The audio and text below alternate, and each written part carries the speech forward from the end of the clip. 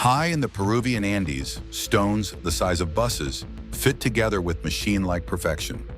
No mortar, no gaps, and no clear explanation of how they were shaped or moved. For centuries, experts have measured, mapped, and argued over these ruins, yet the real story has remained out of reach. Now, new scientific tools are revealing a past that is stranger, older, and far more advanced than we imagined. Mystery in the Andes, high above the cloud line, where the air thins and the mountains rise like sleeping giants, lies a mystery carved in stone. At Sacsayhuaman, perched above the ancient city of Cusco, immense blocks, some weighing over 100 tons, locked together with astonishing precision. There is no mortar, no room to wiggle a single stone, and yet these walls have survived floods, invasions, and powerful earthquakes that reduced later cities to rubble. Travel to Ollantaytambo. At nearly 9,200 feet above sea level, and the puzzle deepens. This fortress temple complex holds stones so massive that modern engineers admit they would struggle to move them, even with today's cranes. The blocks were quarried, shaped, and hauled uphill through steep, rugged terrain, without wheels, steel tools, or a written language to plan it all. It is more than impressive, it challenges common sense. Then there is Machu Picchu, the jewel of the Inca world. Built on a narrow mountain ridge, prone to landslides and earthquakes, the city rests on a hidden network of terraces and drainage systems. These were not just decorative steps on a hillside. They were carefully engineered to stabilize the mountain and control water. The stonework here is as precise as anywhere in the Andes. In many joints, not even a human hair can slip between the blocks. Across these sites, we see the same pattern: advanced design principles, meticulous craftsmanship, and the repeated use of enormous stones placed with extreme accuracy. The builders chose hard rocks like andesite and diorite, materials so tough they rank just below diamond on the hardness scale. Yet the blocks show smooth curves, crisp angles, and complex joints that look almost molded rather than carved. Bronze or copper tools, the only metals known from the region, at the time should not have been able to shape these stones so cleanly. Modern geologists have traced some quarry sites, miles away, across ravines and steep slopes, with no evidence of large roads or heavy hauling infrastructure. Even with cranes, trucks, and laser-guided tools, reproducing the same combination of quarrying, transport, precise fitting, and long-term stability would be a major challenge today. And somehow these ancient walls bend with earthquakes instead of breaking, as if they were designed with seismic engineering in mind. Impossible ancient engineering. Standing before the megalithic walls of Sacsayhuaman, or the Sun Temple. At Ollantaytambo, one question dominates: how was this done? These are not simple stacks of rectangular blocks. Many stones weigh between 50 and 120 tons, and some may exceed 200 tons. They were dragged from distant quarries over uneven, mountainous terrain, without wheels or any known animals strong enough to pull such loads. Once at the site, each block was shaped like a three-dimensional puzzle piece. Many stones interlock with a dozen or more neighboring blocks. Their faces are cut into irregular polygons that fit together so tightly there is no need for mortar. Over hundreds of years and multiple earthquakes, these walls have not collapsed. They flex and settle as one unit, behaving almost like a single engineered structure. This style of construction, known as polygonal masonry, is unlike standard stonework from most classical civilizations. Others speculate that heat, sound, or unknown chemical treatments might have altered the outer layers of the rock. None of this has been proven, but the visible evidence does not match what we would expect from simple chisels and hammerstones. Certain stones at Ollantaytambo seem to show drill holes and recessed notches that look machine-made. At Sacsayhuaman, some blocks display scoop-like impressions, as if large curved tools remove material in smooth, uniform bites. These marks do not align with the rough, irregular scars usually left by handheld chisels. The engineering is not just about strength and shape.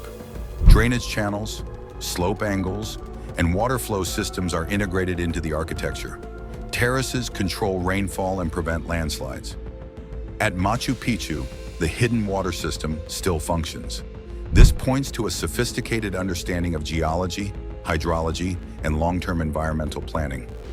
Given the assumed tools and timelines, many of these projects would have taken generations to complete.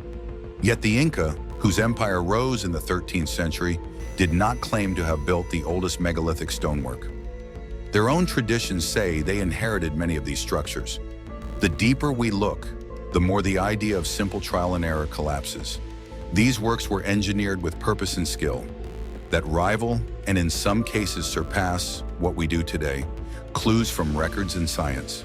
For all their grandeur, one quiet fact about Peru's megalithic ruins is often ignored. The Inca themselves said many of them were already there.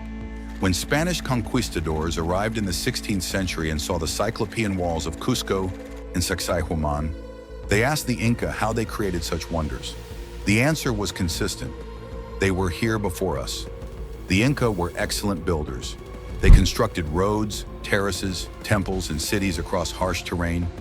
But their masonry, while impressive, is clearly different from the older foundations beneath some of their most sacred sites.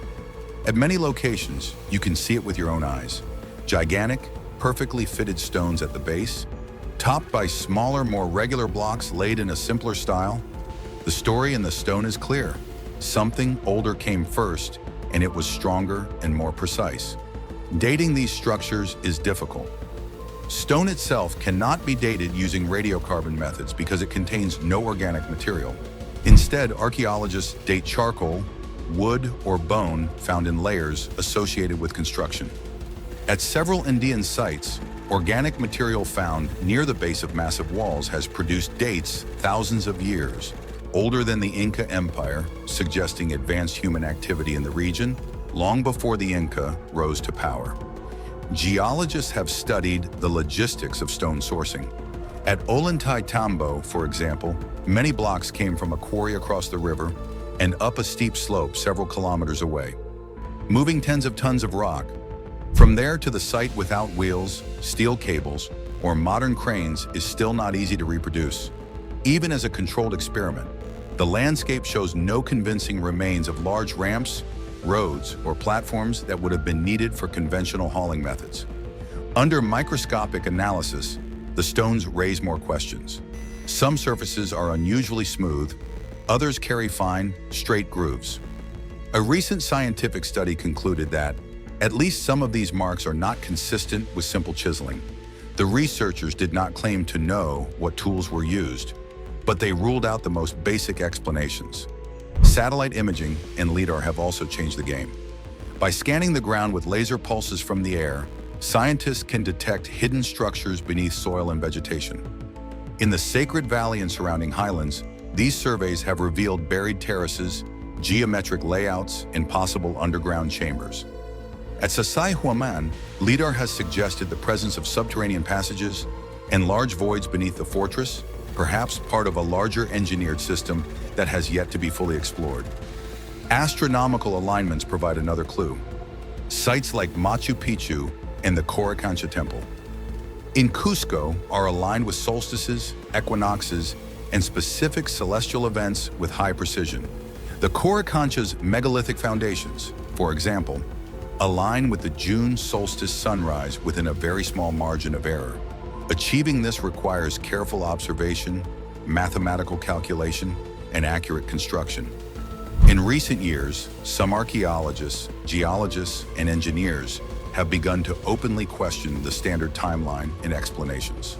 Conferences and roundtables in Peru have featured respected scholars admitting that there are still major gaps in our understanding of who built these structures and how. Thanks for watching.